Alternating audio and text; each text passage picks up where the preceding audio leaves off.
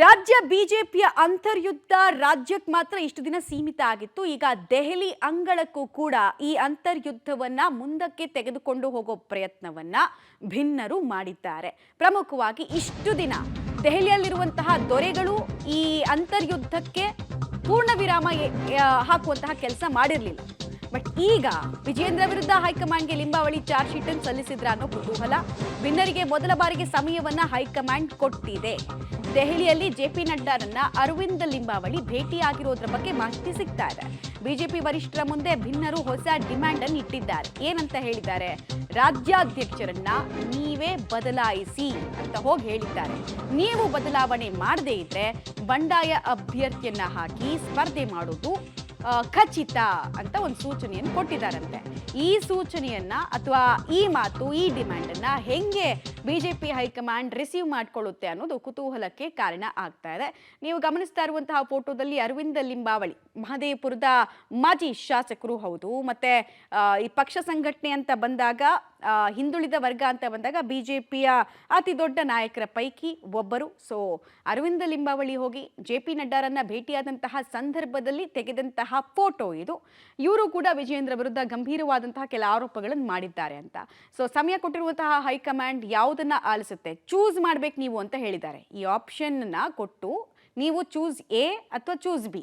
Choose A ಅಂತ ಹೇಳಿದ್ರೆ ನೀವೇ ಅವ್ರನ್ನ ಚೇಂಜ್ ಮಾಡಿ ಅಂತ, ಚೂಸ್ ಬಿ ಅಂದರೆ ನಮಗೆ ನಾವೇ ಸ್ಪರ್ಧೆ ಮಾಡ್ತೀವಿ, ನೀವು ನೋಡಿ ಅಂತ. ರಾಜ್ಯಾಧ್ಯಕ್ಷರನ್ನ ನೀವೇ ಬದಲಾಯಿಸಿ, ಇಲ್ಲದೇ ಇದ್ರೆ ಪ್ರತ್ಯೇಕ ಸ್ಪರ್ಧೆ ಖಚಿತ ಅಂತ ಹೇಳೋದ್ರ ಮೂಲಕ ಹೈಕಮಾಂಡ್ಗೆ ಒಂದು ರೀತಿ ಇದು ಎಚ್ಚರಿಕೆ ಕೂಡ ಹೌದು. ಯಾಕಂದರೆ 25-30 ವರ್ಷದಿಂದ ಬಿಜೆಪಿಯಲ್ಲಿ ಯಾವುದೇ ಚುನಾವಣೆ ರಾಜ್ಯಾಧ್ಯಕ್ಷ ಸ್ಥಾನದ ವಿಚಾರವಾಗಿ ನಡೆದೇ ಇರಲಿಲ್ಲ.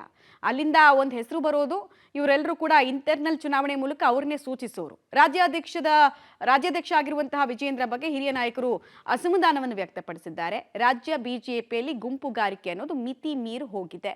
ಇಷ್ಟು ದಿನ 3 ಬಣ ಇತ್ತು, ಈಗ ಅದು 2 ಬಣ ಆಗಿದೆ. 2 ವರ್ಸಸ್ 1 ಅನ್ನೋ ರೀತಿ ಪರಿಸ್ಥಿತಿ ಇದೆ. ಇದರಿಂದ ಪಕ್ಷಕ್ಕೆ ಅನುಕೂಲಕ್ಕಿಂತ ಅನಾನುಕೂಲವೇ ಹೆಚ್ಚು ಅಂತ ಇವರು ಹೋಗಿ ಮಾತಾಡಿದ್ದಾರೆ.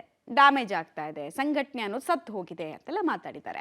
ನೀವೇ ಅಧ್ಯಕ್ಷರನ್ನ ಬದಲಾಯಿಸಿದ್ರೆ ಉತ್ತಮ. ಇಂಥ ಸ್ಥಿತಿಯಲ್ಲಿ ಎಲ್ಲರದ್ದು ಬೇಡಿಕೆ ಏನು ಅಂತ ಹೇಳಿದ್ರೆ ಅಧ್ಯಕ್ಷರು ಬದಲಾಗಬೇಕು ಅಂತ. ಸೊ ನೀವು ಬದಲಾಯಿಸಿ ಅಂತ ಕೇಳ್ಕೊಂಡಿದ್ದಾರಂತೆ. ಪ್ರತ್ಯೇಕ ಅಭ್ಯರ್ಥಿ ಕಣಕ್ಕಿಳಿಸೋದಕ್ಕೆ ಒತ್ತಡ ಹೆಚ್ಚಿದೆ ಅನ್ನೋದನ್ನ ಹೈಕಮಾಂಡ್ ಗಮನಕ್ಕೆ ತಂದಿದ್ದಾರೆ. ನಾನು ಆಗ್ಲೇ ಹೇಳಿದ ಹಾಗೆ ಲಾಸ್ಟ್ ಒಂದು 30 ಇಯರ್ಸಲ್ಲಂತೂ ಅಂಥದ್ದು ಪರಿಸ್ಥಿತಿಯನ್ನ ಬಿಜೆಪಿ ನೋಡೇ ಇರಲಿಲ್ಲ.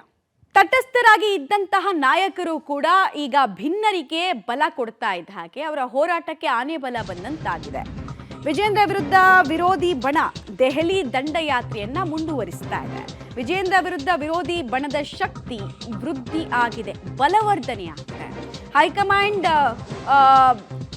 ಮೆಟ್ಟಿಲೇರಿದ ಈ ಜಿಲ್ಲಾಧ್ಯಕ್ಷ ಮತ್ತು ರಾಜ್ಯಾಧ್ಯಕ್ಷ ಆಯ್ಕೆ ವಿಚಾರ, ತಟಸ್ಥರ ಮಧ್ಯಸ್ಥಿಕೆಯಲ್ಲಿ ಹೈಕಮಾಂಡ್ಗೆ ಚಾರ್ಜ್ ಶೀಟ್ ಅನ್ನು ಸಲ್ಲಿಕೆ ಮಾಡಲಾಗಿದೆ.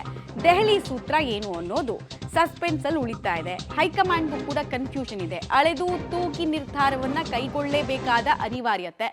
ಒಂದೇ ಒಂದು ಸ್ವಲ್ಪ ಹೆಚ್ಚು ಕಡಿಮೆ ಆದ್ರೂ ಪಕ್ಷ ಮತ್ತೊಮ್ಮೆ ಹೋಳಾಗುವಂತಹ ಆತಂಕ. 2013 ಚುನಾವಣೆ ನಿಮಗೆಲ್ಲ ನೆನಪಿರ್ಬೋದು. ಬಿಜೆಪಿ ಅನಾಯಾಸವಾಗಿ 40 ಸೀಟ್ಗಳನ್ನು ಹೆಂಗೆ ಕಳ್ಕೊಳ್ತು, ಯಾರ್ಯಾರು ಯಾವ್ಯಾವ ಪಾರ್ಟಿ ಮಾಡಿದ್ರು. KJP ಒಂದು ಕಡೆ ಆಯಿತು, ಇನ್ನೊಂದು ಕಡೆಗೆ BSR ರಾಮ್ಲೋರ್ದು ಒಂದು ಪಾರ್ಟಿ ಆಯಿತು, ಆಮೇಲೆ ಜನಾರ್ದನ ರೆಡ್ಡಿ ಅವ್ರ ಕತೆ ಏನಾಯಿತು ಎಲ್ಲವೂ ಗೊತ್ತೇ ಇದೆ ನಿಮಗೆ. ಅಂಥ ಪರಿಸ್ಥಿತಿಯಲ್ಲಿ ಮತ್ತೊಮ್ಮೆ ಬಿಜೆಪಿ ಬರುತ್ತಾ ಕುತೂಹಲ ಇದೆ.